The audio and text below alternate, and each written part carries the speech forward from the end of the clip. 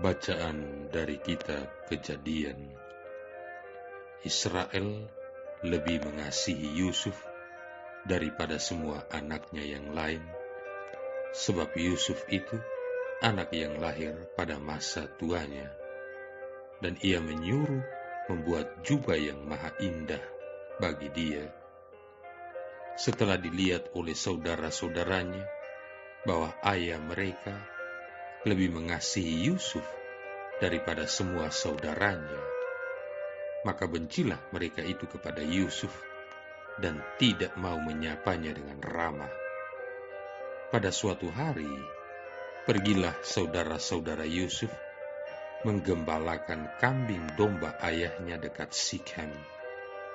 Lalu Israel berkata kepada Yusuf, "Bukankah saudara-saudaramu menggembalakan kambing domba dekat Sikhem? Marilah engkau kusuruh kepada mereka." Maka Yusuf menyusul saudara-saudaranya itu, dan didapatinyalah mereka di Dotan. Dari jauh, Yusuf telah kelihatan kepada mereka, tetapi sebelum ia dekat pada mereka, mereka telah bermufakat mencari daya upaya untuk membunuhnya. Kata mereka seorang kepada yang lain, "Lihat, tukang mimpi kita itu datang. Sekarang, marilah kita bunuh dia, dan kita lemparkan ke dalam salah satu sumur ini, lalu kita katakan seekor binatang buas telah menerkamnya. Dan kita akan lihat nanti bagaimana jadinya dengan mimpinya itu." Ketika Ruben mendengar hal ini, ia ingin melepaskan Yusuf dari tangan mereka.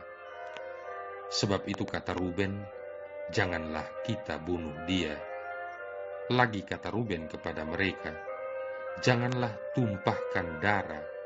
Lemparkan saja dia ke dalam sumur yang ada di padang gurun ini, tetapi janganlah apa-apakan dia." Maksud Ruben, ia hendak melepaskan Yusuf dari tangan mereka dan membawanya kembali kepada ayahnya.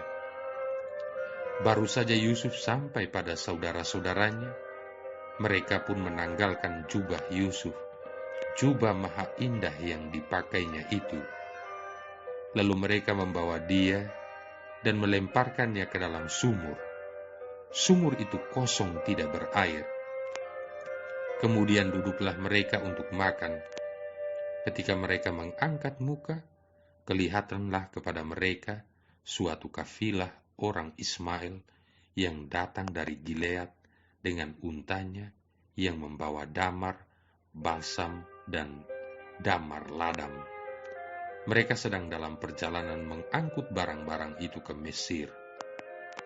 Lalu kata Yehuda kepada saudara-saudaranya, "Apakah untungnya kita membunuh adik kita itu dan menyembunyikan darahnya? Marilah kita jual kepada orang Ismail ini, tetapi janganlah kita apa-apakan dia, karena ia saudara kita, darah daging kita." Dan saudara-saudaranya pun mendengarkan perkataan itu.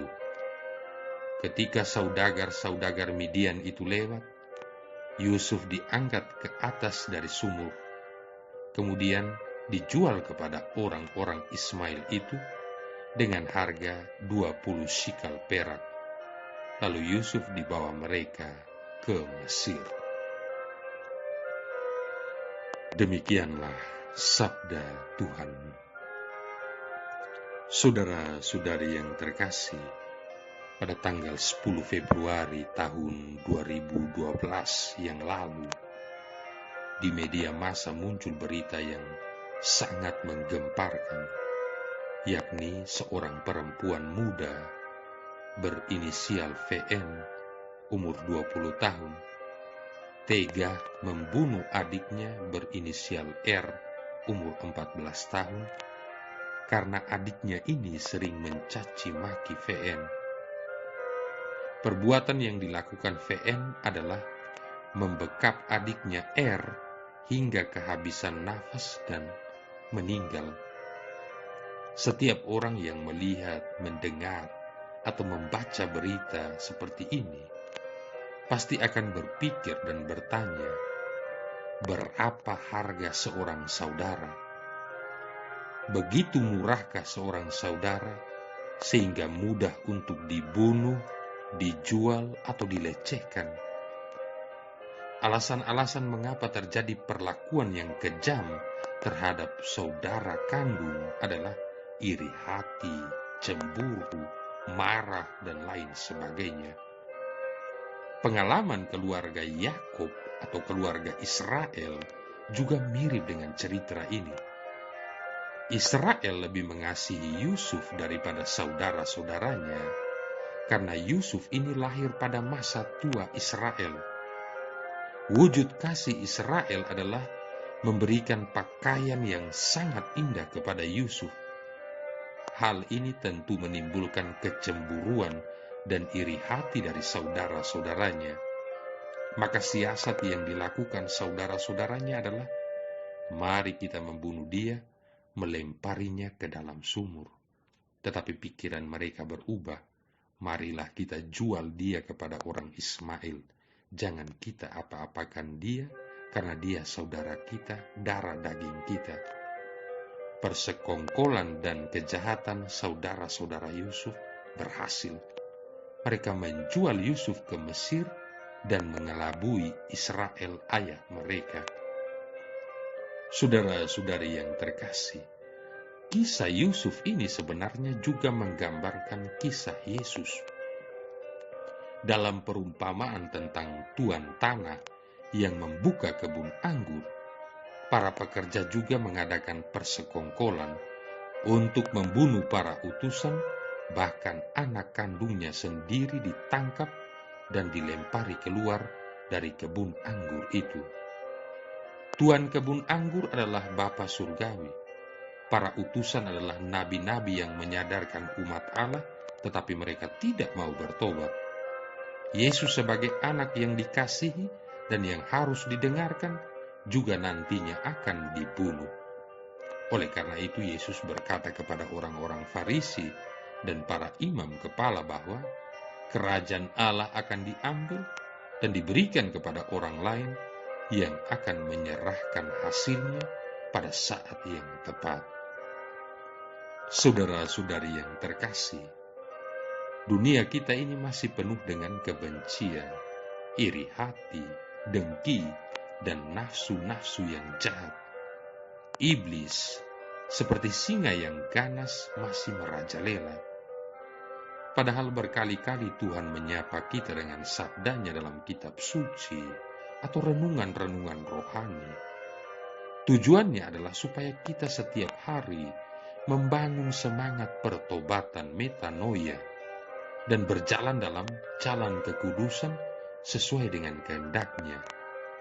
Apalagi Tuhan sendiri berjanji akan memberikan kebun anggurnya kepada kita dan mengusahakannya dengan baik, sehingga menghasilkan banyak buah dan menyerahkannya kepada Tuhan. Namun kita belum sadar, kita butuh Yesus untuk membangunkan kembali kesadaran kita ini.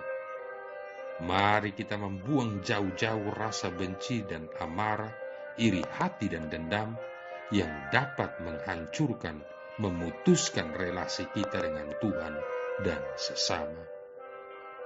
Saudara-saudari yang terkasih, Mother Teresa dari Kalkuta menulis dalam catatan hariannya, terkadang orang berpikir secara tidak masuk akal dan bersikap egois. Tetapi bagaimanapun juga, terimalah mereka apa adanya. Apabila engkau berbuat baik, orang lain mungkin akan berprasangka bahwa ada maksud-maksud buruk di balik perbuatan baik yang engkau lakukan itu. Tetapi tetaplah berbuat baik selalu.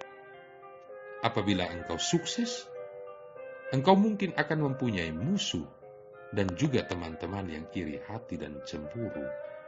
Tetapi teruskanlah kesuksesanmu itu.